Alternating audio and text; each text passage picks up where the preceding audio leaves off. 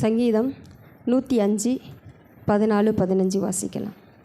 அவர்களை ஒடுக்கும்படி ஒருவருக்கும் இடம் கொடாமல் அவர்கள் நிமித்தம் ராஜாக்களை கடிந்து கொண்டு நான் அபிஷேகம் பண்ணினவர்களை நீங்கள் தொடாமலும் என்னுடைய தீர்க்கதரிசிகளுக்கு தீங்கு செய்யாமலும் இருங்கள் என்றார். ஆமென். ஹல்லேலூயா.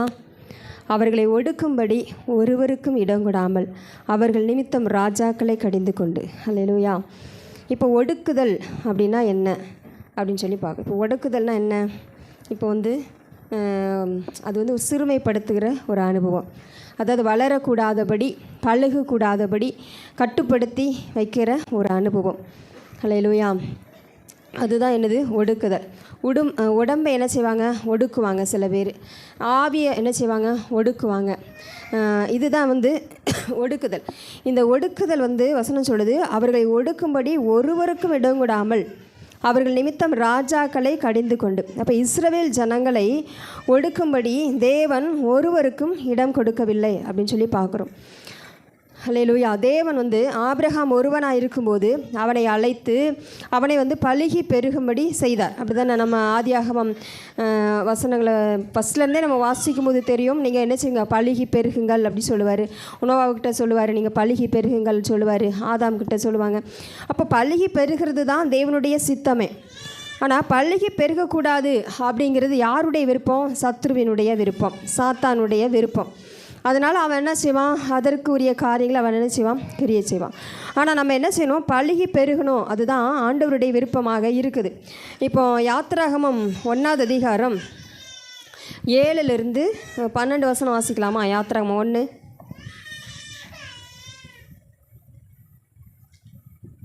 இஸ்ரவேல் புத்திரர் மிகுதியும் பலுகி ஏராளமாய் பெருகி பலத்திருந்தார்கள். தேசம் அவர்களால் நிறைந்தது. யோசேப்பை அறியாத புதிய ராஜன் ஒருவன் எகிப்தில் தோன்றினான். அவன் தன் ஜனங்களை நோக்கி, இதோ இஸ்ரவேல் புத்திரராகிய ஜனங்கள் நம்மிலும் ஏராளமானவர்களும் பலத்தவர்களுமாய் இருக்கிறார்கள். அவர்கள் பெருகாதபடிக்கும் ஒரு யுத்தம் உண்டானால் அவர்களுக்கும் நம்முடைய பகைஞரோட கூடி நமக்கு விரோதமாக யுத்தம் பண்ணி தேசத்தை விட்டு புறப்பட்டு போகாதபடிக்கும் நாம் அவர்களை குறித்து ஒரு உபாயம் பண்ண வேண்டும் என்றான். அப்படியே அவர்களை சுமை சுமக்கிற வேலையினால் ஒடுக்கும்படிக்கு அவர்கள் மேல் விசாரணக்காரனை வைத்தார்கள். அப்பொழுது அவர்கள் பார்வோனுக்காக பித்தோம், ராமேஸ் என்னும் பண்டசாலை பட்டணங்களை கட்டினார்கள். ஆனாலும் அவர்களை எவ்வளவு ஒடுக்கினார்களோ அவ்வளவாய் அவர்கள் பலுகி பெருகினார்கள். ஆகையால் அவர்கள் இஸ்ரவேல் புத்திரரை குறித்து எரிச்சல் அடைந்தார்கள். ஆமென். ஹல்லேலூயா. அவர்களை எவ்வளவாய் ஒடுக்கினார்களோ அவ்வளவாய் அவர்கள் என்ன செஞ்சாங்களாம்? பலுகி பெருகினார்களாம். அப்போது அந்த பார்வோன் என்ன பண்ணுறான்? அவங்கள என்ன செய்யக்கூடாது? பழுக பெருகக்கூடாது. அப்படி தானே? இஸ்ரவேல் ஜனங்கள் என்ன செய்யக்கூடாது? பழுகி பெருகக்கூடாது. அதுதான் அவனுடைய நோக்கம். அதனால தான் அவன் என்ன செய்கிறான்? ஒடுக்குதலை என்ன செய்கிறான்? கொடுக்குறான். இஸ்ரவேல் ஜனங்களுக்கு ஏன் ஒடுக்குதல் வருது? அவங்க என்ன செஞ்சிடக்கூடாது? பழுகி பெருகிடக்கூடாது. அப்போ அவங்க பழுகி பெருகினா நமக்கு என்னது ஆபத்துன்னு சொல்லி உபாயம் என்ன செய்கிறாங்களாம்? யோசிக்கிறாங்க. உபாயம் தந்திரங்களை பண்ணுறாங்களாம். என்ன உபாயம் பண்ணாங்க? முதலாவது என்ன பண்ணாங்கன்னு சொன்னால், அவங்க மேலே சுமையை சுமத்தும்படி என்ன செஞ்சாங்க? ஏற்படுத்தினாங்க, அடிமைப்படுத்தினாங்க. ஹல்லேலூயா. அவர்கள் என்ன செஞ்சாங்க? அடிமைப்படுத்தினாங்க. அந்த அடிமைத்தனத்தின் மத்தியிலும் அவங்க என்ன செஞ்சாங்களாம்? பலுகி பெருக தான் என்ன செஞ்சாங்க? செய்தாங்க. இன்றைக்கி கூட பிசாசானவன் நம்மளை தேவன் எதற்காக அழைச்சிருக்கிறான்னு சொன்னால், நம்ம ஆவிக்குரிய ஜீவியத்தில் என்ன செய்யணும்? வளர்ந்து பெருகணும். அவருக்குள்ளே நம்ம என்ன செய்யணும்? பெருகணும். அப்போ நம்மளை பெருகக்கூடாதபடி இருக்கிறதுக்கு இன்றைக்கி பிசாசு என்ன செய்வான்? உபாய தந்திரங்களை நம்மக்கிட்ட ஏற்படுத்துவான். எப்படி? நம்மளை அடிமைக்குட்படுத்துவான், அடிமைத்தனத்துக்கு உட்படுத்துவான். என்ன அடிமைத்தனம்? பாவ அடிமைத்தனத்தில் நம்ம என்ன செய்வோம்? உட்படுத்துவான். இப்போ நம்ம இப்போ உள்ள நாட்களில் அநேகரை எதில் அடிமைப்படுத்தி வச்சுருக்கிறான்னு சொன்னால், மொபைல் ஃபோனில் தான். அப்படி தானே? மொபைல் ஃபோன் அப்படிங்கிற ஒன்றை கொடுத்து என்ன செய்வான்னு சொன்னால், இப்போ நம்ம வசனம் வாசிக்கலாம், ஜெபிக்கலாம், கொஞ்சம் நேரம் கிடச்சா நம்ம ஜெபிச்சிடலாம், வேதத்தை வாசிச்சிடலாம் அப்படின்னு சொல்லி நம்ம நினைக்கும் போது அந்த மொபைல் ஃபோன் என்ன பண்ணுது? நம்மளை என்ன செய்யணும்? அடிமைப்படுத்துது. அதில் ஏதாவது பார்த்துடலாம் அப்படின்னு சொல்லி நம்ம அப்படி இருந்தோம். அதுலேயும் மீறி என்ன செய்வோம்னு சொன்னால், அந்த மொபைல் ஃபோன்லேயே என்ன செய்வோம்? ஆண்டவருக்கு பிரியமானதை சிலதை நம்ம என்ன செய்வோம்? பார்ப்போம். பாட்டு பார்க்கவோ அல்லது மெசேஜ் கேட்கவோ அந்த மாதிரி செய்வோம். ஆனால் பாருங்கள், அந்த இஸ்ரவேல் ஜனங்களை ஃபஸ்ட்டு அடிமைப்படுத்துகிறான். அடுத்து என்ன பண்ணுறான்னா, தந்திரமான ஒரு காரியம் பண்ணுறான். என்ன பண்ணுறான்? இந்த மருத்துவச்சிகள் இடத்துல என்ன செய்கிறான்? ராஜா பேசுகிறான். பேசி என்ன சொல்கிறான்? நீ என்ன செய்யணும்? அந்த இஸ்ரவேல் பெண்களுடைய அந்த ஆண் பிள்ளைகளை நீங்கள் என்ன செய்யணும், கொலை பண்ணணும் அப்படின்னு சொல்லிட்டு. அப்போது தந்திரமான காரியம் பண்ணுவான். என்ன பண்ணுவான், நம்ம மொபைல் ஃபோனில் போய் நம்ம அந்த காரியங்களை பார்த்தா கூட நம்மளுக்கு பிசாசு என்ன செய்வான்னு சொன்னால் அதிலே வந்து வேறு காரியத்தை நம்மளுக்கு என்ன செய்வான், காண்பித்து தருவான். இதை பாரு அப்படின்னு சொல்லி. அப்போது நம்ம இன்றைக்கி வளரக்கூடாது, பெருகக்கூடாது அப்படிங்கிறது அவனுடைய தந்திரம். ஆனால் தேவன் வந்து அப்படிப்பட்ட சிந்தனை, தேவன் வந்து நம்ம வளரணும், பெருகணும், அதுதான் ஆண்டவருடைய சித்தம். அப்போ அதற்கு நம்ம என்ன செய்யணும்னு சொன்னால், இன்றைக்கி வசனம் சொல்லுது, அவர்களை ஒடுக்கும்படி ஒருவருக்கு இடம் கொடுக்கல. அப்போ இன்னைக்கு வந்து நம்மளை ஒருவேளை ஒரு காரியம் நம்மளை ஒடுக்கிறது போல் இருக்கலாம், வளரக்கூடாதபடி ஏதாவது ஒரு காரியம் ஒடுக்கிறது போல் இருக்கலாம். ஆனால் தேவன் என்ன சொல்கிறாரு, நான் யாருக்கும் என்ன செய்யலை, இடம் கொடுக்கலை அப்படின்னு சொல்லிட்டு. அல்லேலூயா. நம்மளை தேவன் என்ன செய்கிறாரு, யாருக்குமே இடம் கொடுக்கலை. நம்ம வளரணும், அதுதான் அவருடைய விருப்பமாக இருக்கிறது. அப்புறம் பார்த்திங்கன்னா அவங்க என்ன செய்கிறாங்க, ஆண் பிள்ளைகளை என்ன செய்கிறாங்க, கொலை பண்ணுறாங்க. ஏன் பார்வோன் ஆண் பிள்ளைகளை அழிக்க சொல்கிறான், ஏன் பெண் பிள்ளைகளை விட சொன்னான்? ஏன்னா ஆண்கள் மூலம்தான் என்ன வருது, சந்ததி உருவாகுது. அப்போது அந்த சந்ததியே உருவாகாமல் ஆகிட்டோன்னா வளராதுல்ல, இஸ்ரவேல் சந்ததி வளராதுல்ல. அதனால தான் என்ன செய்கிறான், ஆண் பிள்ளைகள் என்ன செய்கிறான், அழிக்க திட்டம் போடுறான். அதுபோல் தான் நம்மளை பாருங்கள், இன்றைக்கி வந்து நம்ம மொபைல் ஃபோனில் போவோம், அதுலேயும் கூட ஆவிக்குறி ஜீவியத்தில் பார்ப்போம், வேறு காரியத்தில் போவோம். அப்புறம் முற்றிலுமாக என்ன செய்வோம்னா வேறு ஒரு காரியத்தில் ஈடுபாடு தந்துடுவான். அந்த மொபைல் ஃபோன்லேயே வேறு ஒரு கேமோ அல்லது ஏதாவது ஒரு காரியத்தில் என்ன செஞ்சுருவான், அதில் அதிகமான நாட்டத்தை தந்த பிறகு நம்மளால் என்ன செய்ய முடியாது, தேவனுக்கு பிரியமானதை செய்ய முடியாது. அப்போ நம்ம வளரக்கூடாதுபடி அது நல்லா தடை பண்ணுதா? அப்போ பாருங்கள், அப்படி போனால் கூட வசனம் சொல்லுது, ஒருவருக்கு என்ன செய்யலாம், தேவன் இடம் கொடுக்கலன்னு சொல்லி. அப்போ நம்ம வாழ்க்கையில் தேவன் என்ன செய்கிறாரு, ஒருவரையும் நம்மளை எதிர்க்காதபடிக்கு, நம்மளை ஒடுக்காதபடிக்கு தேவன் என்ன செய்கிறார், நம்மளை பாதுகாக்கிறார். அதுபோல் தான் பாருங்கள், நான் அன்றைக்கி சொன்னேன் இல்லையா, எஸ்தர் புஸ்தகத்துலேருந்து நான் சொல்லியிருப்பேன். எஸ்தர் 3வது அதிகாரம், இல்லை எஸ்தர் 3:8-9 வாசிங்க. எஸ்தர் 3:8-9. அப்பொழுது ஆமான் ஆகாஸ்வேரு ராஜாவை நோக்கி, உம்முடைய ராஜ்யத்தின் சகல நாடுகளிலும் உள்ள ஜனங்களுக்குள்ளே ஒருவித ஜனங்கள் சிதறுண்டு பரம்பி இருக்கிறார்கள். அவர்களுடைய வழக்கங்கள் சகல ஜனங்களுடைய வழக்கங்களுக்கும் விகற்பமாயிருக்கிறது. அவர்கள் ராஜாவின் சட்டங்களை கைக்கொள்ளுகிறதில்லை. ஆகையால் அவர்களை இப்படி விட்டிருக்கிறது ராஜாவுக்கு நியாயம் அல்ல. ராஜாவுக்கு சம்மதியானால் அவர்களை அழிக்க வேண்டும் என்று எழுதி அனுப்ப வேண்டியது. அப்பொழுது நான் ராஜாவின் கஜானாவிலே கொண்டு வந்து செலுத்த 10,000 தாலந்து வெள்ளியை எண்ணி காரியக்காரர் கையில் ஒப்புவிப்பேன் என்றான். போதும். அப்போ பார்த்தீங்களா, அவங்க என்ன செய்யக்கூடாதான், வளரக்கூடாது, அவங்கள என்ன செய்யணும், அழிக்க வேண்டும் அப்படின்னு சொல்லி இப்போ என்ன செய்கிறான், ஆமாம் திட்டம் போடுகிறான். அல்லேலூயா. அப்போ யூத ஜனங்கள் ஏன்னா யூத குலத்தில் தான் யார் வரப்போகிறா, கிறிஸ்து பிறக்க போகிறார். அப்படிங்கிறப்போ அந்த யூதர்களை என்ன செஞ்சிடக்கூடாது, வளரக்கூடாதுன்னு சொல்லி இப்போ ஒரு ஒடுக்குதல் வருது இந்த இடத்துல. யார் மூலமாக, ஆமான் மூலமாக ஒரு ஒடுக்குதல் வருது. அப்போ பாருங்கள், அந்த ஒடுக்குதல் வந்தால் கூட அவங்க என்ன செய்யலான்னா, முடிவில் என்ன நடந்துச்சு, அவங்களுடைய ஒடுக்குதல் என்ன செய்யலை, நடக்கலை. 3:13 வாசிங்க. 13வது வசனம். ஆதார் மாதமான 12ஆம் மாதம் 13ஆம் தேதியாகிய ஒரே நாளிலே சிறியோர் பெரியோர் குழந்தைகள் ஸ்திரீகள் ஆகிய சகல யூதரையும் அழித்து கொன்று நிர்மூலமாக்கவும் அவர்களை கொள்ளையிடவும் அஞ்சற்காரர் கையிலே ராஜாவின் நாடுகளுக்கெல்லாம் கட்டளைகள் அனுப்பப்பட்டது. ஆமென். ஹல்லேலூயா. பார்த்தீங்களா, அவன் ஒரு மாதத்தை ஒரு நாளை என்ன செஞ்சான், நியமிச்சிட்டான். என்ன செய்யணும், எல்லாரும் என்ன செஞ்சிடணும், அழிச்சிடணும் அப்படின்னு சொல்லிட்டு. 8வது அதிகாரம் எஸ்தர் 8:16-17 வாசிங்க. இவ்விதமாய் யூதருக்கு வெளிச்சமும் மகிழ்ச்சியும் களிப்பும் கனமும் உண்டாயிற்று.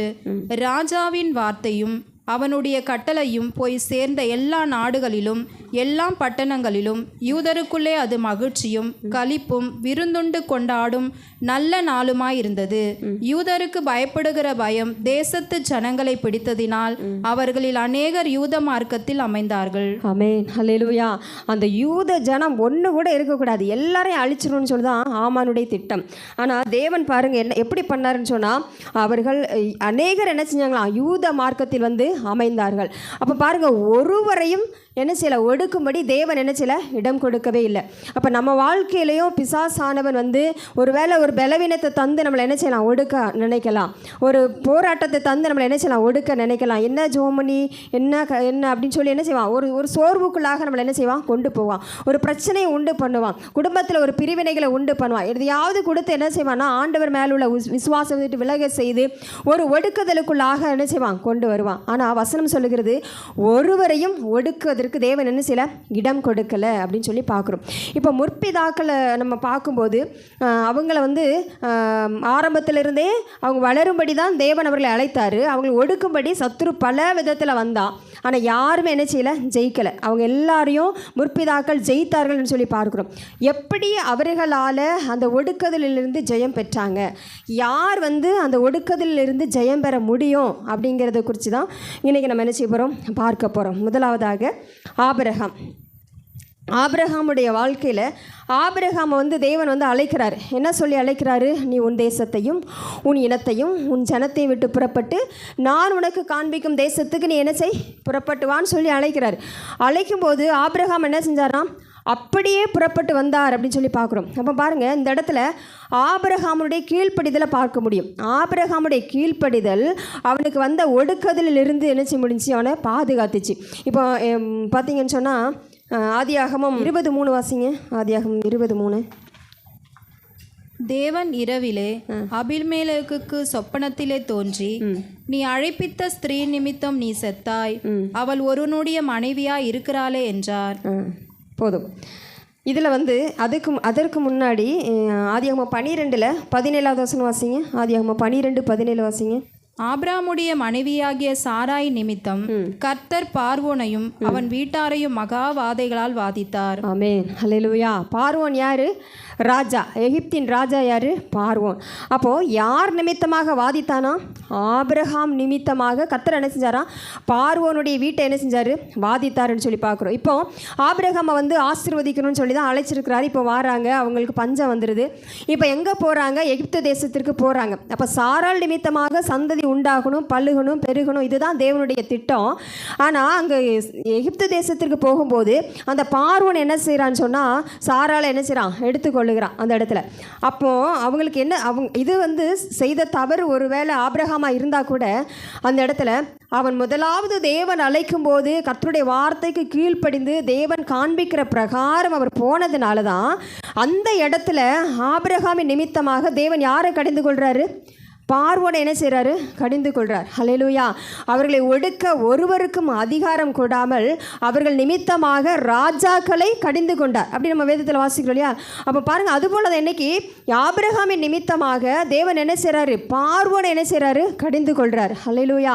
காரணம் என்ன, அவன் ஆபிரகாம் கர்த்தருடைய வார்த்தைக்கு கீழ்ப்படிந்து போனான். நீ எல்லாத்தையும் விட்டு நான் உனக்கு காண்பிக்கும் தேசத்திற்கு போ அப்படின்னு சொல்லும்போது நம்மளால் அது வந்து யோசித்து பார்க்கவே முடியாது. எப்படி அப்போ இன்னைக்கு நம்ம வேத வசனம் இருக்குது, வசனத்தை வாசிக்கிறோம், நம்ம போகிறோம். ஆனால் அந்த நாட்களில் பைபிள் கிடையாது. தேவன் அவர்களோடு கூட பேசுவார். அதுதான் அந்த சத்தத்தை கேட்டுட்டு நம்மனா எப்படி யோசிப்போம், இது உண்மையிலே ஆண்டவர் தான் பேசியிருப்பாரா, அல்லது பிசாசு பேசுனானா, இங்கே தான் போகணுமா, அல்லது வேறு எங்கேயாவது போகணுமா, நம்ம தெரியாமல் வந்துட்டோமா, நிறைய நம்ம என்ன செய்வோம், யோசிப்போம். அப்படி தானே. ஆனால் பாருங்கள், ஆபிரகாமுக்கு நல்ல நிச்சயம் இருந்துச்சு. தேவன் பேசின உடனே அவன் அப்படியே என்ன செய்கிறான், எல்லாத்தையும் விட்டு புறப்பட்டு என்ன செய்கிறான், ஆண்டவர் என்ன சொல்கிறாரோ, எங்கே போக சொல்கிறாரோ அங்கே என்ன செய்கிறான், புறப்பட்டு போகிறான். அது மாத்திரம் இல்லை, ஈசாக்கை பலி செலுத்தும் போது கூட 100 வயது ஆகி ஒரு குழந்தையை கொடுத்துட்டு ஆண்டவர் சொல்கிறாரு, நீ அவனை பலி செலுத்துன்னு சொல்கிறாரு. அந்த இடத்துல கூட ஆபிரகாம் என்ன செய்கிறாரு, அப்படியே என்ன செய்கிறாரு, கீழ்ப்படிந்து என்ன செய்கிறாராம், செய்கிறாராம். ஹல்லேலூயா. அதிகாலையில் எழுந்திருச்சு ஈசாக்கை கூப்பிட்டுட்டு மோரியா மலைக்கு போகிறாரு. ஹல்லேலூயா. தன் மனைவி கிட்ட கூட அவர் என்ன செய்யலை, சொல்லலை. அப்போ அவர்கிட்ட ஆண்டவர் என்ன பேசினாரோ அதை அவர் என்ன செய்கிறாரு, கீழ்ப்படுகிறார். இப்படி அவருக்குள்ள தேவனுக்கு கீழ்ப்படியக்கூடிய இருதயம் இருந்ததுனால தான் இவனுடைய சில பலவீனங்களின் நிமித்தமாக சத்ருவின் ஒடுக்குதலுக்குள்ளே போனால் கூட தேவன் என்ன செய்கிறாரு, அவர்கள் நிமித்தமாக ராஜாக்களை கடிந்து கொண்டார் என்று சொல்லி பார்க்கிறோம். ஹல்லேலூயா. அதுபோல தான் ஆதியாகமம் 20வது அதிகாரத்தில் நம்ம இப்போ வாசிச்சோம் இல்லையா, 23 வாசிங்க திரும்ப ஒரு முறை. ஆதியாகமம் 23. தேவன் இரவிலே அபிமெலேக்குக்கு சொப்பனத்திலே தோன்றி, நீ அழைப்பித்த ஸ்திரீயின் நிமித்தம் நீ செத்தாய், அவள் ஒருவனுடைய மனைவியா இருக்கிறாளே என்றார். ஆமென். பாருங்க, இப்பவும் இந்த இடத்துலையும் கூட ஆபிரகாம் தான் என்ன செய்வார், தவறு பண்ணுவார். சகோதரின்னு சொன்னதுனால தான் அபிமெலேக்கு ராஜா வந்து சொல்லுவார், நான் வந்து உத்தம இருதயத்தோடு என்ன செஞ்சேன், நடந்து கொண்டேன்னு சொல்லுவார். அப்போது இவருடைய தவறு நிமித்தமாக தான் அந்த இடத்துல என்ன செய்வாங்க, அந்த அபிமெலேக்கு சாராளை என்ன செய்வார், எடுத்துக்கொள்வார். ஆனால் பாருங்கள், இந்த இடத்துல ஆபிரகாம் நிமித்தமாக அவர் என்ன செய்கிறாரு, கடிந்து கொள்கிறாருன்னு சொல்லி பார்க்குறோம். அப்போது இந்த இடத்துல வந்து சத்துரு வந்து இவனை வந்து இந்த சந்ததி உருவாகக்கூடாதபடி சாராளை எடுத்துக்கொண்டா கூட சத்துருவானவன் அவர்களை ஒடுக்கும்படி சில தந்திரங்களை உண்டு பண்ணினா கூட அவங்களுக்கு என்னவா முடிஞ்சுன்னு சொன்னால் ஆசீர்வாதமாக தான் முடிஞ்சிச்சு. அல்லேலூயா. அந்த எகிப்து தேசத்தில் அடிமையாக இருக்கும்போது கூட அவங்க பார்வோன் என்ன செய்வார், நிறைய என்ன செய்வார், பொருட்களை கொடுத்து என்ன செய்வார், அனுப்புவார். அது அவங்களுக்கு ஆசீர்வாதமாக தான் முடிஞ்சிச்சு. அப்போது நம்ம இந்த இடத்துல நம்ம சிந்திக்கக்கூடிய காரியம் என்னன்னா, நம்மக்கிட்ட ஆண்டவர் என்ன பேசுகிறாரோ அதற்கு நம்ம கீழ்ப்படிந்து போய்கிட்டே இருப்போம்னு சொன்னால் எந்த ஒரு ஒடுக்குதல் யார் நிமித்தமாக வந்தாலும் அந்த ஒடுக்குதல் வந்து நமக்கு என்னவாக தான் முடியும், ஆசீர்வாதமாக தான் முடியும். அல்லேலூயா. பாருங்கள், ஆபிரகாமுக்கு வந்து இந்த ஒடுக்குதலுக்குள்ளே போனால் கூட அது அவனுக்கு எப்படி தான் முடிஞ்சிச்சு, ஆசீர்வாதமாக முடிஞ்சிச்சு. அப்போ நம்ம வாழ்க்கையில் அது எப்படி தான் முடியும், ஆசீர்வாதமாக தான் முடியும். அடுத்தது பார்த்தீங்கன்னு சொன்னால் அது இந்த அப்போஸ்தலர் 7:3 வாசிங்க. அப்போஸ்தலர் 7:3. நீ உன் தேசத்தையும் உன் இனத்தையும் விட்டு புறப்பட்டு நான் உனக்கு காண்பிக்கும் தேசத்துக்கு வா என்றார். போதும். அதான் இப்போ சொன்னேன் இல்லையா, அதான் உன் தேசத்தையும் உன் இனத்தையும் விட்டு புறப்பட்டு நான் உனக்கு காண்பிக்கும் தேசத்திற்கு நீ வா. அல்லேலூயா. இன்றைக்கி நம்ம கூட ஆண்டவர் வந்து அநேக வார்த்தைகளை நம்மக்கிட்ட பேசுகிறாரு. நீ வந்து இதை செய்யாத, இதை செய், இங்கே போகாத அப்படின்னு சொல்லி நம்மக்கிட்ட பேசுவார்.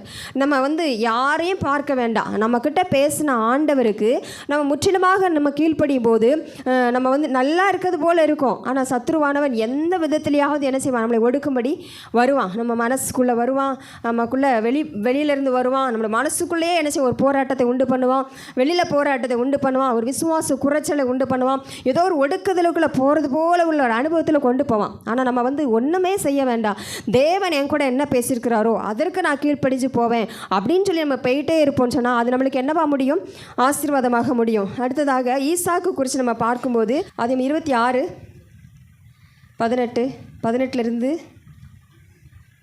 22 வரைக்கும், 26 ஆதியாகமம் 26:18 வரைக்கும்.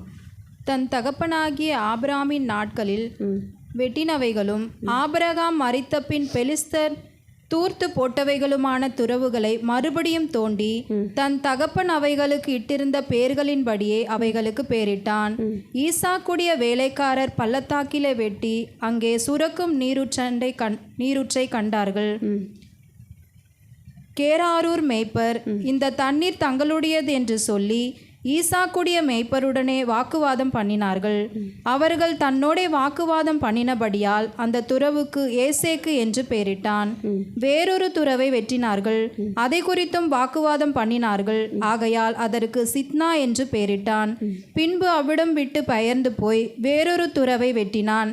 அதை குறித்து அவர்கள் வாக்குவாதம் பண்ணவில்லை. அப்பொழுது அவன், நாம் தேசத்தில் பழுகும்படிக்கு இப்பொழுது கர்த்தர் நமக்கு இடம் உண்டாக்கினார் என்று சொல்லி அதற்கு ரெகபோத் என்று பெயரிட்டான். ஆமென். ஹல்லேலூயா. இதில் பார்த்தீங்களா, இவங்க பழுகாதபடிக்கு தான் இப்போ யார் எழும்புறா, கேராரூர் மேய்ப்பர் என்ன செய்கிறாங்க, ஈசாக்கு வெட்டுகிற எல்லா துறவுகளையும் என்ன செய்கிறாங்க, தூர்த்து போடுறாங்க. பார்த்தீங்களா. அப்போ நம்ம வாழ்க்கையில் கூட இப்படி சத்துருவானவன் என்ன செய்வான், அதை வந்து ஆசீர்வாதத்தை அழிக்கும்படியாக பிசாசானவன் என்ன செய்வான், எழும்புவான். இவங்க இப்போ சொல்கிறாரு, நாம் தேசத்தில் பழுகும்படி இப்பொழுது கர்த்தர் நமக்கு இடம் உண்டாக்கினார் என்று சொல்லி அதற்கு ரெகோபோத் என்று பெயரிடுறார். அப்போ இப்போ என்ன இல்லை, தடை இல்லை, ரெகோபோத் ஆயிடுச்சு, இப்போ தடை இல்லை. அப்போ நம்ம என்ன செய்ய போகிறோம், பெருக போகிறோம், பழுக போகிறோம் அப்படின்னு சொல்லி ஈசாக்கு சொல்கிறார். அப்போ பழுகக்கூடாது அப்படிங்கிறதுக்காக தான் இவங்க ஒவ்வொரு துறவையும் தோண்டும் போது என்ன நடக்குது, அந்த கேராரூர் மேய்ப்பர் வந்து என்ன செய்கிறாங்க, துறவெல்லாம் என்ன செய்கிறாங்க, மூடி போடுறாங்க. அப்போ ஈசாக்குடைய வாழ்க்கையிலே வந்து பழுகக்கூடாதுன்னு சொல்லி என்ன வந்துச்சு, ஒடுக்குதல் வந்துச்சு, ஒரு ஒடுக்குதல் வந்துச்சு. ஆனால் தேவன் என்ன செய்யலை, அவங்கள இடம் கொடுக்கலைன்னு சொல்லி நம்ம பார்க்க முடியும். ஏன் ஈசாக்குடைய வாழ்க்கையில் எப்படி அவர் ஜெயிச்சார் அப்படின்னு சொன்னால், ஈசாக்கு குறித்து சொல்லப்பட்டிருக்கு, ஈசாக்கு எப்படிப்பட்டவரா, பயபக்தி உள்ளவர். ஹல்லேலூயா. ஈசாக்கு எப்படிப்பட்டவர், பயபக்தி உள்ளவர். ஆதியாகமம் 31:42 வாசிங்க. என் பிதாவின் தேவனாகிய ஆபிரகாமின் தேவனும் ஈசாக்கின் பயபக்திக்குரியவரும் என்னோடு இராமற் போனார். போதும். அப்போ ஈசாக்கின் பயபக்திக்குரியவர், ஹல்லேலூயா. இப்போ நம்மளை குறித்து சொல்ல முடியாது, நம்மளுடைய பயபக்திக்குரியவர்னு சொல்ல முடியுமா? நம்ம எப்படி கர்த்தருக்கு பயபக்தியாக இருக்கிறோமா இன்னைக்கு? அப்படி நம்ம நினைச்சணும் பார்க்கணும். அப்போ ஈசாக்குக்கு என்ன? ஈசாக்குனாலே தேவன் மேலே பயபக்தி உள்ளவர் அப்படின்னு சொல்லலாம். ஏன் அவரை குறித்து பயபக்தி உள்ளவர்னு சொன்னால், அவருக்கு வந்து பொண்ணு பார்க்க போகிறாரு. ஆபிரகாமுடைய வேலைக்காரர் போகும்போது கூட, போயிட்டு திரும்பி வரார், ரெபேக்காலை கூப்பிட்டு வரும்போது கூட அவர் என்ன செய்கிறாராம்? தியானம் பண்ணும்படி போனார் அப்படின்னு சொல்லி தான் பார்க்குறோம். அப்போ பாருங்கள், அவர் வந்து என்ன ஒரு காரியமானாலும் தேவனிடத்தில் பயபக்தியாக என்ன செஞ்சார்? இருப்பார் ஈசாக்கு. அதனால தான் ஈசாக்கின் பயபக்திக்குரியவர்னு சொல்லி அவரை குறித்து சொல்லப்படுது. அப்போ நம்ம வாழ்க்கையில் கர்த்தரிடத்தில் நம்ம என்ன செய்யணும்? எப்பொழுதும் பயபக்தி உள்ளவர்களாக நம்ம என்ன செய்யணும்? இருக்கணும். பயபக்தி உள்ளவங்களாக இருப்போம்னா, எப்படி ஈசாக்குக்கு விரோதமாக கேராரூர் மேய்ப்பர் வந்து ஒவ்வொரு துறவையும் தோன்றாங்க, ஒவ்வொரு துறவையும் தோண்ட என்ன செய்கிறாங்க? மூடி போடுறாங்க. ஆனால் என்ன செய்தாலும் கர்த்தர் என்ன செஞ்சார்? வழி உண்டாக்கினார். ஹல்லேலூயா. அதுபோல் நம்ம வாழ்க்கையில் கூட எவ்வளவு சத்துருவானவன் ஒடுக்குதல் கொண்டு வந்தாலும் அந்த ஒடுக்குதல் நம்மளை என்ன செய்யாது? ஒன்றுமே பண்ணாது. நம்மக்கிட்ட இருக்கக்கூடிய காரியம் என்னன்னா, பயபக்தி உள்ளவர்களாக இருக்கணும். ஹல்லேலூயா. இன்னைக்கு எப்படி ஆபிரகாம் வந்து தேவனுக்கு கீழ்ப்படிந்தாரோ, இதே போல் நாம் தேவனிடத்தில் பயபக்தி உள்ளவர்களாக நம்ம இருப்போம்னு சொன்னால், நமக்கு விரோதமாக எந்த ஒரு ஒடுக்குதலும் ஒன்றுமே செய்ய முடியாது. ஹல்லேலூயா. தேவன் அதை என்ன செய்வார்? ஆசீர்வாதமாக மாற்றி போடுவார். ஹல்லேலூயா. அடுத்ததாக நம்ம பார்க்கும்போது யாக்கோபுடைய வாழ்க்கையில் ஒடுக்குதலை குறித்து நம்ம நினைச்சலாம் பார்க்க முடியும். இப்போ ஆதியாகமம் 35:5 வாசிங்க. 35:5. பின்பு பிரயாணம் புறப்பட்டார்கள். அவர்களை சுற்றிலும் இருந்த பட்டணத்தாருக்கு தேவனாலே பயங்கரம் உண்டானதினால் அவர்கள் யாக்கோபின் குமாரரை பின்தொடராதிருந்தார்கள். ஆமென். யாக்கோபின் குமாரரை பின்தொடராதிருந்தார்கள். ஆதியாகமம் 48:15 வாசிங்க. அவன் யோசேப்பை ஆசீர்வதித்து, என் பிதாக்களாகிய ஆபிரகாமும் ஈசாக்கும் வழிபட்டு வணங்கிய தேவனும், நான் பிறந்த நாள் முதல் இந்நாள் வரைக்கும் என்னை ஆதரித்து வந்த தேவனும். போதும். இதில் வந்து யாக்கோபு சொல்லுவார், நான் பிறந்த நாள் முதல் இந்நாள் வரைக்கும் என்னை ஆதரித்து வந்தவர். இதில் நம்ம பார்க்கும்போது, இப்போ யாக்கோபு வந்து மாமன் வீட்டுக்கு போயிட்டார். மாமா வீட்டுக்கு போன பிறகு அந்த மாமா என்ன செய்கிறாரு? 10 முறை என்ன செய்கிறார்? சம்பளத்தை மாற்றுறாருன்னு சொல்லி பார்க்குறோம். அப்படி தானே? அப்புறம் அவர் நேசித்த மனைவி விட்டுட்டு இன்னொரு மனைவி என்ன செய்கிறாரு? கல்யாணம் பண்ணி கொடுக்குறாரு. அப்போ அவனுக்குள்ளே என்ன வருது? ஒரு ஒடுக்குதல் உண்டாகுது. ஹல்லேலூயா. அவனுக்குள்ளே ஒடுக்குதலை வந்து அவன் மாமன் எவ்வளவு செய்தால் கூட தேவன் என்ன செஞ்சார்? அவனை ஒடுக்க விடலை. என்ன பண்ணார்? தேவன் அவனை ஆசீர்வதித்தார். தேவன் வந்து யாக்கோபை குறித்து என்ன திட்டம் வச்சுருந்தாரோ அதுதான் என்ன செஞ்சார்?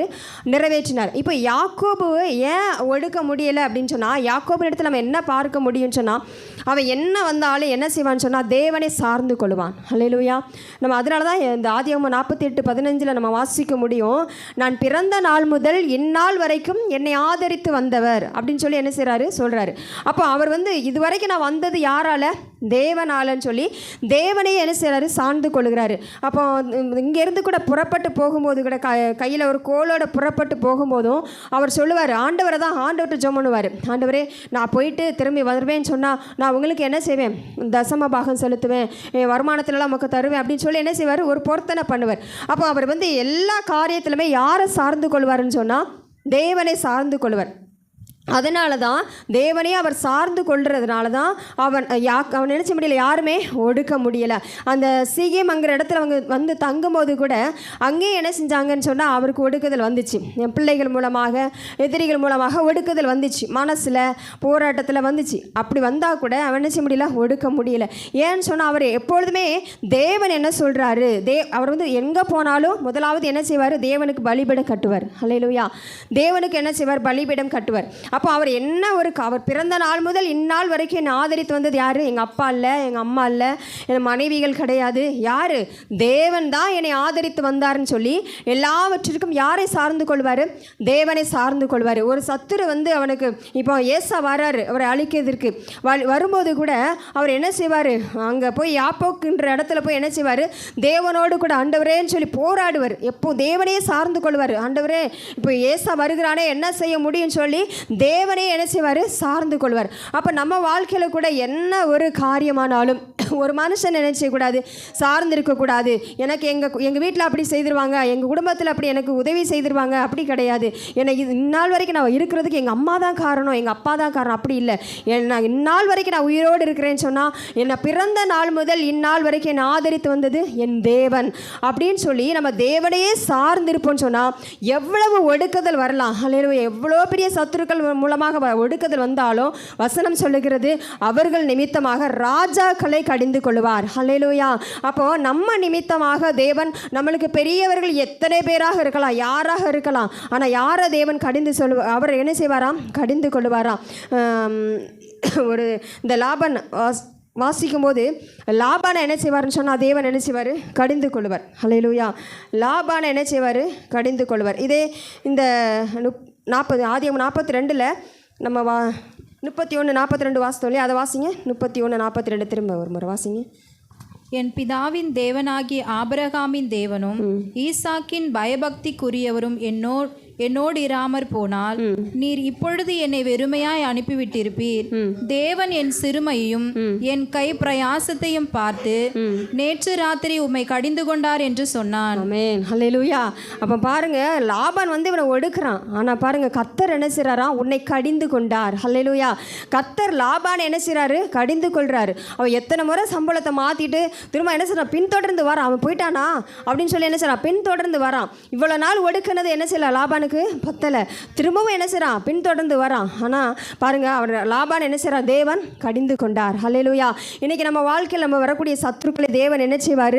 கடிந்து கொள்வார். அடுத்ததாக யோசேப்பு குறித்து நம்ம பார்க்கும்போது யோசேப்பு குறித்து நமக்கு நல்லாவே தெரியும். அவனுக்கு வந்து அநேக ஒடுக்குதல் வந்துச்சு, எத்தனையோ ஒடுக்குதல் வந்துச்சு, சகோதரர்கள் மூலமாக ஒடுக்குதல். அல்லேலூயா. அவன் வந்து எகிப்து தேசத்திற்கு வந்த பிறகு அங்கேயே பார்வோனுடைய மனைவி நிமித்தமாக ஒடுக்குதல், அநேக ஒடுக்குதல் வந்தால் கூட அவனை தேவன் என்ன செஞ்சார்? அவன் நிமித்தமாக அவர்களை தான் என்ன செஞ்சார்? கடிந்து கொண்டார் என்று சொல்லி பார்க்க முடியும். ஏன் யோசேப்பை நிமித்தமாக கடிந்து கொண்டார் அப்படின்னு சொன்னால், யோசேப்பின் இடத்துல நம்ம என்ன பார்க்க முடியும்னு சொன்னால், அவனிடத்தில் ஒரு ஆவிக்குரிய தன்மையை பார்க்க முடியும். அல்லேலூயா. அவனிடத்தில் ஒரு ஆவிக்குரிய தன்மையை நம்ம நினைச்ச முடியும், பார்க்க முடியும். இப்போ நம்ம கலாத்தியர் வாசிக்கலாம். கலாத்தியர் 5வது அதிகாரம் 19 25 வசனங்களை நம்ம வாசித்தா நல்லா தெரியும். அதில் மாம்சத்திற்குரிய கிரியை என்ன இருக்கும், ஆவிக்குரிய கனி என்ன அப்படின்னு சொல்லியிருக்கோம். வாசிக்கலாமா? அது ஆதியாகமம் கலாத்தியர் 5:19 முதல் 25 வரைக்கும். மாம்சத்தின் கிரியைகள் வெளியரங்கமாயிருக்கின்றன. அவையாவன விபசாரம், வேசித்தனம், அசுத்தம், காமவிகாரம், விக்கிரக ஆராதனை, பில்லிசூனியம், பகைகள், விரோதங்கள், வைராக்கியங்கள், கோபங்கள், சண்டைகள், பிரிவினைகள், மார்க்க பேதங்கள், பொறாமைகள், கொலைகள், வெறிகள், களியாட்டுகள் முதலானவைகளே. இப்படிப்பட்டவைகளை செய்கிறவர்கள் தேவனுடைய ராஜ்யத்தை சுதந்தரிப்பதில்லை என்று முன்னே நான் சொன்னது போல இப்பொழுதும் உங்களுக்கு சொல்லுகிறேன். ஆவியின் கனியோ அன்பு, சந்தோஷம், சமாதானம், நீடிய பொறுமை, தயவு, நற்குணம், விசுவாசம், சாந்தம், இச்சையடக்கம், இப்படிப்பட்டவைகளுக்கு விரோதமான பிரமாணம் ஒன்றும் இல்லை. ஆமென். அல்லேலூயா. இந்த ஆவின் கனிகள் சொல்லப்பட்டிருக்கு பார்த்தீங்களா? அதில் உள்ள எல்லா சுபாவத்தையும் நம்ம யார்கிட்ட பார்க்க முடியும்னா இந்த யோசேப்பின் இடத்துல பார்க்க முடியும். அல்லேலூயா. அவன் பாருங்க, அவன் வந்து சகோதரரால் தள்ளப்படுகிறான். அந்த நேரத்தில் கூட அவனுக்குள்ள ஒரு விரோதம் இல்லை, ஒரு பகை என்ன செய்யல வரல, ஒரு வைராக்கியம் வரல. நீங்கள் என்ன தள்ளிட்டீங்களா? நம்ம அதில் வாசிக்க முடியும். அவங்க எல்லாம் சகோதரர்களாம் சேர்ந்து குழியில் தள்ளிட்ட பிறகு அவன் வந்து ராஜாவாக அதிபதியாக உயர்த்தப்பட்ட பிறகு சகோதரர்கள்லாம் அவங்ககிட்ட வராங்க. வந்த பிறகு அவன் எதையாவது நினச்சானா அவனுக்குள்ளே அந்த நீங்கள் என்ன தள்ளிட்டீங்கல்ல, நீங்கள் என்ன வந்து இப்படி குழியில் தள்ளிட்டீங்கல்ல, வாங்க வாங்க நல்ல வந்தீங்கன்னு சொல்லிட்டு ஏதாவது வைராக்கியமா விரோதமாக ஏதாவது காரியம் செய்தானா? எதுவுமே செய்யலை. பார்த்தீங்களா? அப்போ இந்த ஆவியின் கனிகள் யார்கிட்ட இருந்துச்சு? அப்போவே யோசேப்புக்கிட்ட இருந்துச்சு. அதனால தான் அவனை ஒடுக்க என்ன செய்யலை? முடியலை. அல்லேலூயா. அது வந்து சுவரின் மேல் படருமா? யோசேப்பு குறித்து சொல்லப்பட்டிருக்கு, யோசேப்பு கனி தரும் திராட்சை செடி அது சுவரின் மேல் படரும். அல்லேலூயா. அது ஒரு சுவரை வச்சு தடுத்தா கூட அது என்ன செய்யுமா? தடைப்பட்டு நிற்காது, என்ன செய்யும்? படர்ந்து போகும். அல்லேலூயா. இதுபோல் நம்மக்கிட்ட ஆவிக்குரிய கனிகள் நம்மக்கிட்ட இருக்குன்னு சொன்னால் நம்ம வாழ்க்கையில் எதையும் என்ன செய்ய முடியாது? தடுக்க முடியாது. எதுவும் வந்து நம்ம வளர்கிற காரியத்தை தடை பண்ணவே முடியாது. அல்லேலூயா. அப்போ பாருங்கள், அதுக்கப்புறம் பார்த்தீங்கன்னா பார்த்தீங்கன்னா அவன் தனிமையாக்கப்படுறான். எங்கே? எகிப்து தேசத்தில். அந்த தனிமை அவனை என்ன செய்ய முடியல? ஒன்றுமே செய்ய முடியலை. ஹல்லேலூயா. அவன் வாழ்க்கையில் அந்த சமாதானம் இருக்குது. அவன் கர்த்தர் அவன் கூட இருந்தாருன்னு சொல்லி நம்ம யோசேப்பை குறித்து பார்க்கும்போது கர்த்தர் அவன் கூட இருந்தாராம். ஹல்லேலூயா. அவன் தனியாக எகிப்து தேசத்தில் போனால் கூட அவன் கூட யார் இருக்கிறா? கர்த்தர் இருக்கிறார். கர்த்தர் அவன் கூட இருந்ததுனால தான் அவனை யாரையும் ஒடுக்க தேவன் என்ன செய்யல? இடம் கொடுக்கவே இல்லை. ஹல்லேலூயா. அந்த நம்ம மாம்சத்தின் கிரியைகள் பார்த்தோம் இல்லையா? அந்த அத்தனை கிரியையுமே யார்கிட்ட இல்லை? யோசேப்பின் இடத்துல இல்லை. இன்னைக்கு நம்ம வாழ்க்கையிலையும் அந்த ஆவிக்குரிய கிரியைகள் நம்ம என்ன செய்யணும்? காணப்படணும். வெளிப்படுத்தின விசேஷம் 21வது அதிகாரத்தில் ஒரு வசனம் இருக்குது பாருங்கள். 21:7 வாசிங்க. வெளிப்படுத்தல் 21:7. ஜெயங்கொள்ளுகிறவன் எல்லாவற்றையும் சுதந்திரித்துக் கொள்ளுவான். நான் அவன் தேவனாயிருப்பேன், அவன் என் குமாரனாயிருப்பான். ஹல்லேலூயா, ஹல்லேலூயா. ஜெயம் கொள்ளுகிறவன் எல்லாவற்றையும் சுதந்திரித்துக் கொள்ளுவான். நான் அவன் தேவனாயிருப்பேன், அவன் என் குமாரனாயிருப்பான். ஹல்லேலூயா. இந்த இடத்துல யோசேப்பு என்ன செய்யலாம்? நம்ம சொல்லலாம், அவன் ஜெயம் பெற்றவனாக இருந்தான். அவன் இந்த இடத்துல மாம்சத்தின்படி செய்யக்கூடிய, மாம்சத்தின்படி கிரியை செய்வதற்கு அவனுடைய சூழ்நிலைகள் அப்படி தான் அமைந்தது. ஹல்லேலூயா. நம்ம சூழ்நிலைகள் பாருங்க, அவன் மாம்சத்தின்படியாக காரியங்களை செய்யறதுக்கான சூழ்நிலைகள் தான் அப்படியே அமைந்தது. ஆனால் எந்த ஒரு காரியத்திற்கும் அவன் என்ன செய்யலாம்? மாம்சத்தின்படி இடம் கொடுக்கவே இல்லை. அவன் ஜெயம் பெற்றவனாக இருந்தான். ஹல்லேலூயா. இன்னைக்கு நம்ம அநேக நேரங்கள் நம்ம சூழ்நிலைகள் நம்மளை என்ன செய்யுதுன்னு சொன்னால் நம்ம அந்த இடத்திற்குள்ளே கொண்டு போகுது. மாம்சத்தின்படி செய்யக்கூடிய இடத்திற்குள்ளே கொண்டு போனால் கூட நம்ம என்ன செய்யக்கூடாது? அதில் விழுந்துடக்கூடாது. ஹல்லேலூயா. நம்ம ஜாக்கிரதையாக இருக்கணும். அவன் ஆவிக்குரிய கனியை என்ன செஞ்சான்? வெளிப்படுத்தான். ஆவிக்குரிய ஜீவியத்தை என்ன செஞ்சான்? வெளிப்படுத்தி காண்பித்தான் தன்னிடத்தில். நம்ம வாழ்க்கையில் என்ன செய்யணும்னு சொன்னால் ஆவிக்குரிய காரியத்தை வெளிப்படுத்தி காண்பிக்கணும். ஜெயம் கொள்ளுகிறவன் எல்லாவற்றையும் சுதந்திரித்துக் கொள்வானா? பாருங்க, ஆதியாகமம் 39:4 வாசிங்க. ஆதியாகமம் 39:4. யோசேப்பினிடத்தில் தயவு வைத்து அவனை தனக்கு ஊழியக்காரனும் தன் வீட்டுக்கு விசாரணைக்காரனுமாக்கி தனக்கு உண்டான யாவையும் அவன் கையில் ஒப்புவித்தான். ஆமென். பாருங்க, இங்க போத்திபாரன் வீட்டுக்குள்ள அடிமையாக கொண்டு போகப்பட்டிருக்கிறான். பாருங்க, அந்த இடத்துல அவன் மேல தயவு வச்சு எல்லாத்தையும் யார் கையில கொடுக்கறானா? இந்த யோசேப்பினுடைய கையில் கொடுக்குறான். ஹல்லேலூயா, ஹல்லேலூயா. அப்போ பாருங்க, ஜெயங்கொள்ளுகிறவன் எல்லாவற்றையும் சுதந்திரித்துக் கொள்ளுகிறான். இவன் இந்த மாம்சத்தின் கிரியை ஜெயிச்சதுனால தான் ஆவிக்குரிய கிரியை அவங்ககிட்ட காணப்பட்டதுனால இப்போ அந்த இடத்துல அவன் செய்யப்பட்டிருக்கிறான். எல்லாமே அவனுக்குள்ளே இருக்குது. ஹல்லேலூயா. போத்திபார் என்ன செய்கிறான்? அவன் மனைவியை தவிர்த்து எல்லாத்தையும் யார் கையில் கொடுக்குறான்? யோசேப்பினுடைய கரத்தில் கொடுக்குறத நம்ம நினச்ச முடியும், பார்க்க முடியும். அதே அதிகாரத்தில் 23வது வசனம் வாசிங்க. இது எல்லாமே பாஸ்டர் எங்கே சொன்னாங்கன்னா மதுரை வயல் சபையில் சொன்னாங்க. கர்த்தர் அவனோடு இருந்தபடினாலும் அவன் எதை செய்தானோ அதை கர்த்தர் வாய்க்க பண்ணினபடினாலும் அவன் வசமாயிருந்த யாதொன்றையும் குறித்து சிறைச்சாலை தலைவன் விசாரிக்கவில்லை. ஆமென். இப்போ சிறைச்சாலையில் ஒடுக்கும்படி அங்கே கொண்டு போகப்படுறான்.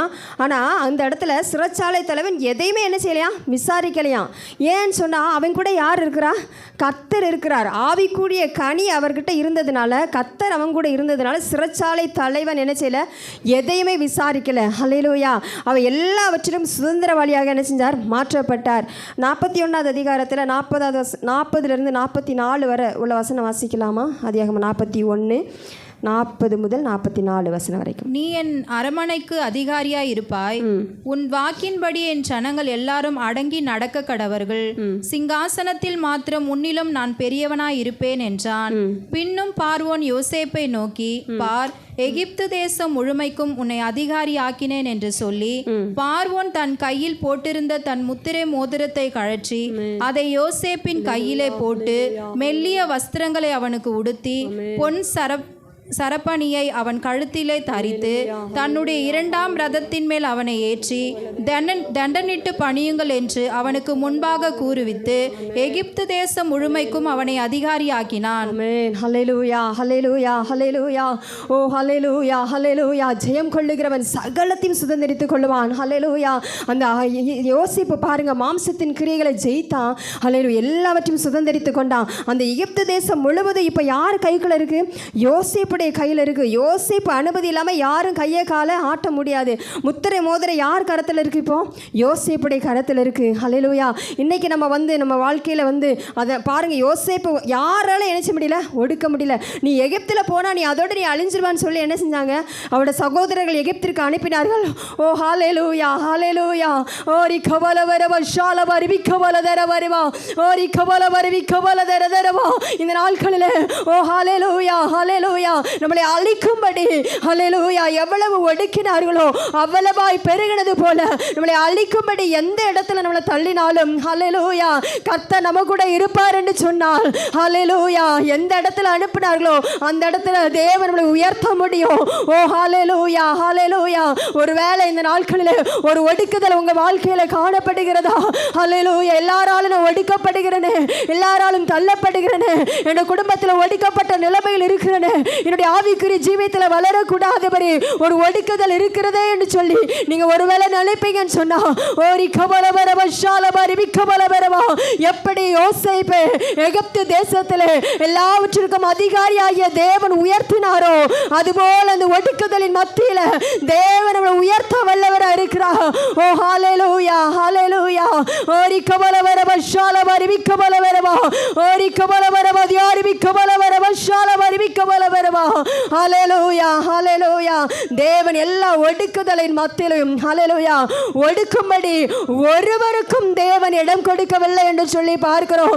இந்த நாளில் வியாதி நம்மளை ஒடுக்க முடியாது, பலவீனம் நம்மளை ஒடுக்க முடியாது, குடும்ப பிரச்சனை நம்மளை ஒடுக்க முடியாது. ஹல்லேலூயா, ஹல்லேலூயா. மன சோர்வு நம்மளை ஒடுக்க முடியாது. நம்மளை அழைத்த தேவன் அவர் உண்மை உள்ளவர். ஹல்லேலூயா, ஹல்லேலூயா, ஹல்லேலூயா. பாருங்க, அந்த யோசேப்பு அந்த இடத்துல எல்லாவற்றிற்கும் அதிகாரியாக மாற்றப்பட்டான். ஹல்லேலூயா, ஹல்லேலூயா. இந்த நாட்களில் கூட நம்ம வாழ்க்கையில் ஹல்லேலூயா எவ்வளவு பெரிய சத்துருக்கள் நமக்கு விரோதமாக வந்தாலும் ஹல்லேலூயா நம்ம பயப்பட வேண்டாம். ஹல்லேலூயா. பாருங்க, யோசேப்பு நினைத்து பார்த்திருப்பானா அந்த எகிப்து தேசத்தில் தேவன் நம்மளை உயர்த்துவார்னு சொல்லி நினைச்சு பார்த்திருப்பானா? ஒரு அடிமையாக தான் என்ன செய்றான்? கொண்டு போகப்படுகிறான். ஒரு ஒடுக்குதலின் மத்தியில் தான் போகிறான். ஹல்லேலூயா. சகோதரரால் ஒடுக்கப்பட்டு பாருங்க, நம்ம அந்த நிலைமையில இருப்போம்னு சொன்னால் நம்ம என்ன சிந்திச்சிருப்போம்? ஹல்லேலூயா. எல்லாரும் என்னை ஒடுக்கிட்டாங்களே, என் சகோதரர்களை என்னை தள்ளிட்டாங்களே, என் தகப்பன் இல்லையே, நான் இந்த இடத்துல தனியாக இருக்கிறேனே என்று சொல்லி நம்ம சோர்ந்து போயிருப்போம். ஹல்லேலூயா. ஆனால் அவங்கிட்ட என்ன இருந்துச்சு? ஜெயிக்கிற அனுபவம் இருந்துச்சு. ஹல்லேலூயா. ஆவிக்குரிய அனுபவம் இருந்துச்சு, மாம்சத்தின் கிரியைகளை ஜெயிக்கிற அனுபவம் இருந்துச்சு. ஹல்லேலூயா. அதனால் அவன் அந்த இடத்துல ஒடுக்க முடியலை. இந்த நாளில் நம்ம வாழ்க்கையில் கூட இந்த ஆவிக்குரிய அனுபவங்கள், இந்த ஆவிக்குரிய கனிகள் நம்மக்கிட்ட காணப்படும் என்று சொன்னால் நம்மளை யாருமே என்ன செய்ய முடியாது? ஒடுக்க முடியாது. ஹல்லேலூயா.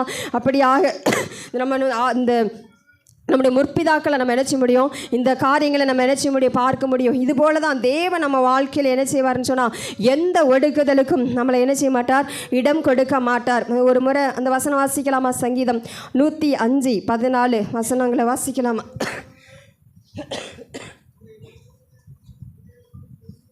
அவர்களை ஒடுக்கும்படி ஒருவருக்கும் இடம் கொடாமல் அவர்கள் நிமித்தம் ராஜாக்களை கடிந்து கொண்டு நான் அபிஷேகம் பண்ணினவர்களை நீங்கள் தொடாமலும் என்னுடைய தீர்க்கதரிசிகளுக்கு தீங்கு செய்யாமலும் இருங்கள் என்று. ஆமென். ஹல்லேலூயா, ஹல்லேலூயா, ஹல்லேலூயா. நான் அபிஷேகம் பண்ணினவர்களை தொடாமலும் என்னுடைய தீர்க்கதரிசிகளுக்கு தீங்கு செய்யாமலும் இருங்கள் என்று. ஹல்லேலூயா. ஓ ஹல்லேலூயா, ஹல்லேலூயா. தேவன் நம்மளை வாழ்க்கையில் நம்மளை ஒடுக்கும்படி ஓரி கவல வரவா ஷால வருவி கவல வரவா ஓரி கவல வருவி கவல தர வருவி. ஹல்லேலூயா. இந்த நாளிலே நம்மளை பிரச்சனைகளை உண்டு பண்ணி, குடும்பத்தில் பிரிவினைகளை உண்டு பண்ணி, சமாதான கேட்ட உண்டு பண்ணி உன்னை ஒடுங்கி போகணும் என்று சொல்லி ஹல்லேலூயா சத்துரு எவ்வளவு திட்டம் போட்டாலும் வசனம் சொல்லுகிறது அவர்களை ஒடுக்கும்படி ஒருவருக்கும் இடம் கொடாமல். ஹல்லேலூயா. ஒருவருக்கு கூட இடம் கொடுக்கல. ஹல்லேலூயா, ஹல்லேலூயா. ஒருவர், யாராவது ஒருத்தராவது ஒடுக்கியிருக்கலாம் தானே? ஹல்லேலூயா. ஒருவருக்கும் தேவன் நம்முடைய முற்பிதாக்களுக்கு இடம் கொடுக்கலன்னு சொன்னால் நம்ம வாழ்க்கையிலும் தேவன் அப்படி செய்ய வல்லவராக இருக்கிறார். இந்த வருடத்தில் தேவன் நம்மளுக்கு இப்படியாக ஒடுக்காதபடி நம்மளை எதற்காக தேவன் அழைத்தாரோ அதை அவர் நிறைவேற்ற வல்லவர். ஹல்லேலூயா. நம்ம பழுகி பெருகுவது தான் அவருடைய சித்தம். ஹல்லேலூயா. நம்மளை பழுகி பெருகணும். அதனால் நம்மக்கிட்ட என்ன காணப்படணும்? முதலாவது ஆபிரகாமிடத்தில் இருந்த விசுவாசம் நம்மக்கிட்ட வேணும். ஹல்லேலூயா. ஈசாக்கினிடத்தில் காணப்பட்ட பயபக்தி நமக்கு வேணும். ஹல்லேலூயா. யாக்கோபினிடத்தில் காணப்பட்ட தேவனையை சார்ந்திருக்கிற அனுபவம் நமக்கு வேணும். ஹல்லேலூயா.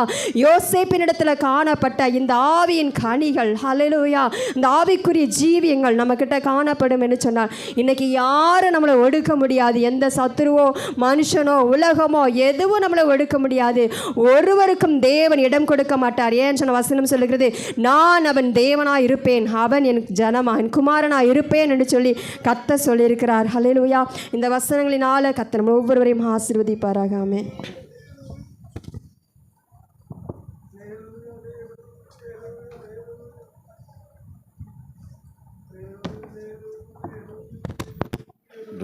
கர்த்தர் நம்மோடு பேசின ஸ்தோத்திரம் பண்ணலாமா?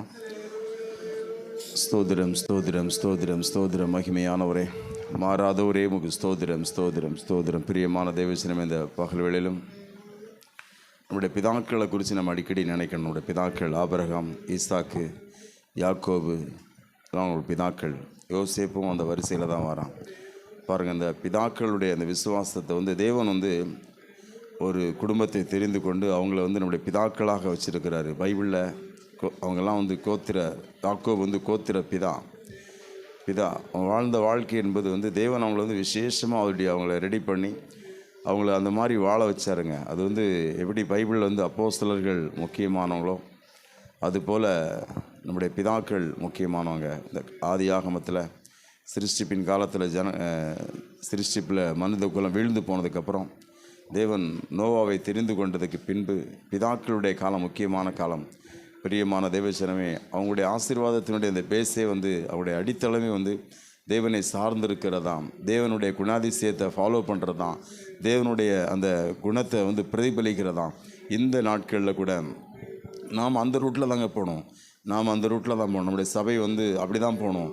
நம்ம தேவனுடைய அந்த வெளிச்சத்தில், அந்த வசனத்தில் நமக்கு லாபமோ நஷ்டமோ அவமானமோ நிந்தையோ நாம் என்ன செய்யணும்? தேவனுடைய மகிமைக்காகவே நம்ம ஜீவிக்கணும்.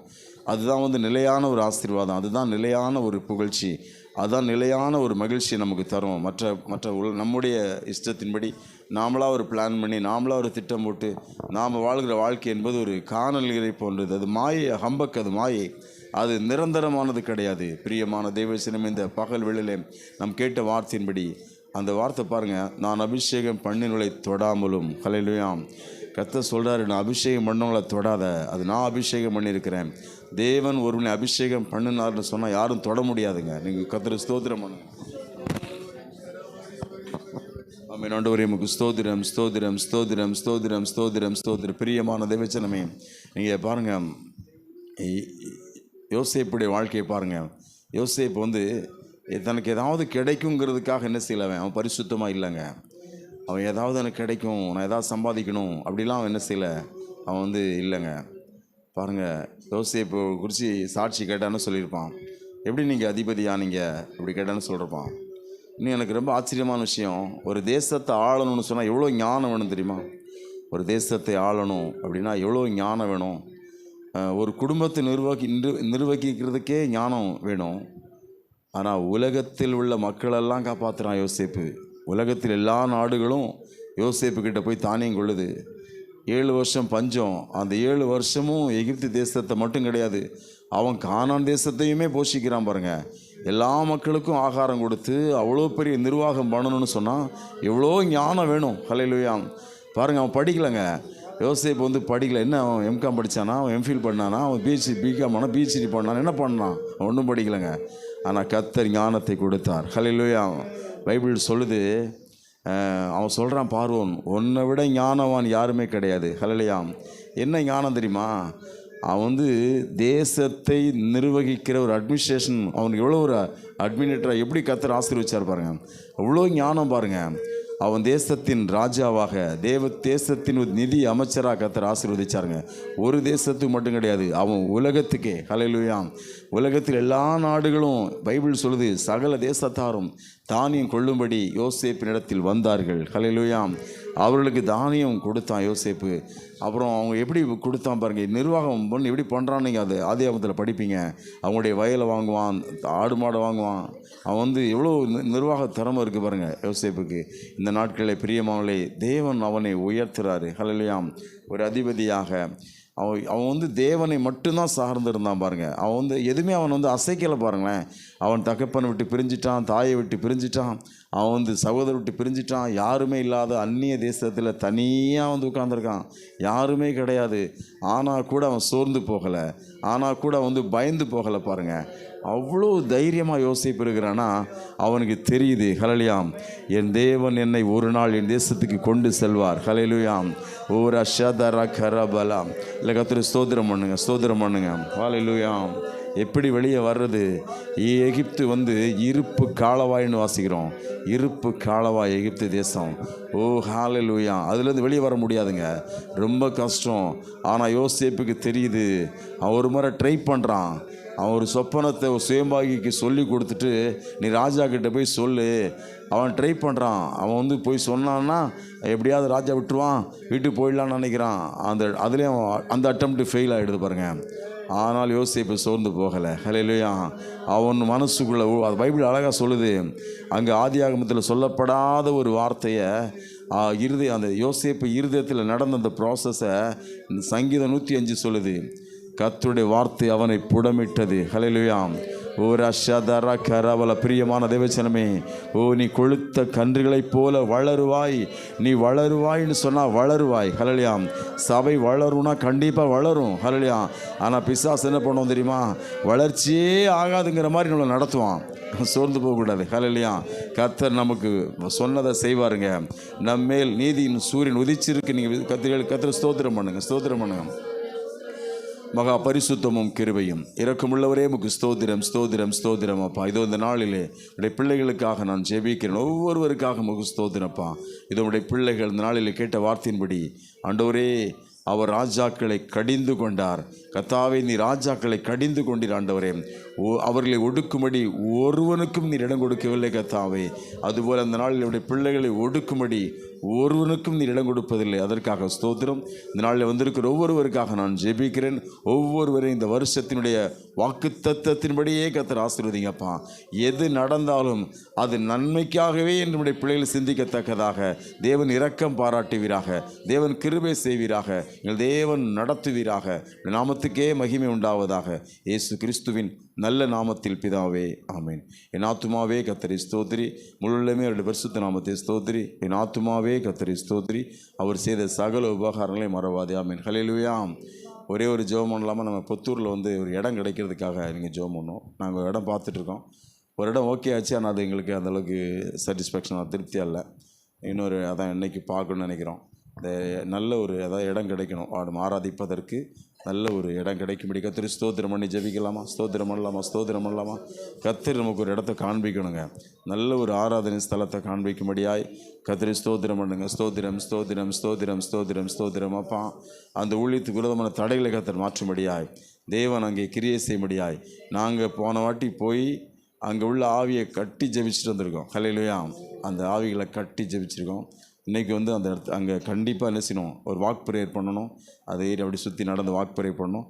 அங்கே ஒரு இடம் பார்க்கணுங்க. கண்டிப்பாக தேவன் என்ன செய்ய நமக்கு ஒரு இடத்தை ஆயத்தம் பண்ணி வச்சுருப்பார். அது விசாலமாய் தேவன் நம்ம நடத்த முடியாது. ஸ்தோத்திரம் பண்ணலாமா? ஸ்தோத்திரம் பண்ணலாம்.